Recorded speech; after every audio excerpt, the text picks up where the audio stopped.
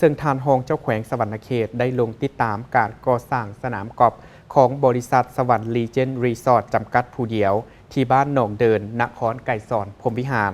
ซึ่งมาฮอดปัจจุบันนี้การก่อสร้างสำเร็จแล้ว 70 ส่วนห้อยเนื้อที่ของสนามแมน20 เฮกตาร์ลงทุนไปแล้วประมาณ$6 ล้านสหรัฐ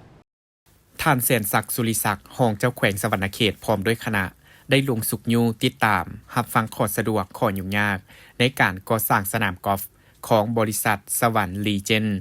รีสอร์ทจำกัดผู้เดียวที่บ้านหนองเดินนครไก่สอนพรหมวิหารโอกาสนี้ทานโยชินาริซันโดะผู้อำนวยการใหญ่บริษัทสวรรค์ลีเจนด์รีสอร์ทจำกัดก็ได้กล่าวรายงานให้รู้ถึงความคืบหน้าของการจัดตั้งปฏิบัติโครงการก่อสร้างสนามกอล์ฟ9 คุมพร้อมสิ่งอำนวยความสะดวกอื่นๆและกิจกรรมปิ่นอ้อมตลอดถึงบรรดาข้อสะดวกข้อยุ่งยากในการเคลื่อนไหวเวียกงานในระยะผ่านมาเพื่อขอทิศชี้นำจากทานรองเจ้าแขวงสวรรณเขตซึ่งมีบางตอนทานได้กล่าวว่าคณะผู้บริหารใหม่บริษัทสวรรค์ลีเจนด์รีสอร์ทจำกัดผู้เดียวพวกเขาได้เริ่มเข้ามาบริหารงานตั้งแต่เดือนพฤษภาคม 2024 เป็นระยะเวลาเกือบ1 ปีซึ่งในการบริหารมีหลายอย่างที่มีการพัฒนาขึ้นใหม่โดยเฉพาะแมนสนามกอล์ฟโดยได้เริ่มก่อสร้างในวันที่ 3 มังกร 2025 ปัจจุบันมีความคืบหน้าแล้ว 70 ส่วนห้อยของแผนการในนี้การปรับหน้าดินโครงสร้างสนามปฏิบัติได้ 70 ส่วนห้อยในต้นเดือนเมษายนนี้จะเริ่มเข้าตกแต่งสนามและคาดว่าจะสามารถเปิดให้บริการในท้ายเดือนสิงหาหรือต้นเดือนกันยายน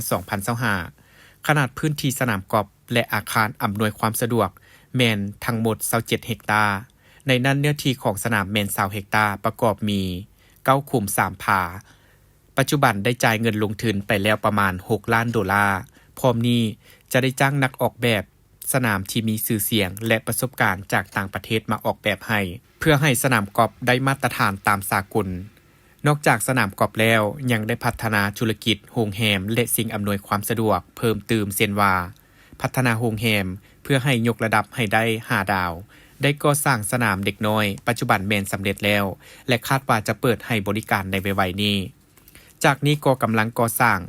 เพิ่มเติมสำหรับห้านอาหารศูนย์การค้าและห้านค้าต่างๆเพื่อรองรับแขกให้ได้หลายขึ้นภายหลังรับฟังการรายงานแล้วทานแสนศักดิ์สุริศักดิ์ก็ได้มีการสอบถามถึงสภาพการดำเนินการก่อสร้างสนามกอล์ฟในระยะผ่านมา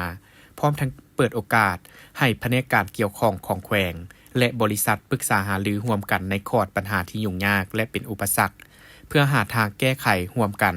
ทั้งนี้เพื่อเฮ็ดให้โครงการสำเร็จตามแผนที่วางไว้ถ้าหากว่าการก่อสร้างสำเร็จจะสามารถสร้างเวียกเฮ็ดงานทำและดึงดูดนักท่องเที่ยวพร้อมทั้งยกระดับคุณภาพชีวิตของประชาชนในเขตพื้นที่ให้ดีขึ้นกว่าเก่านำอีก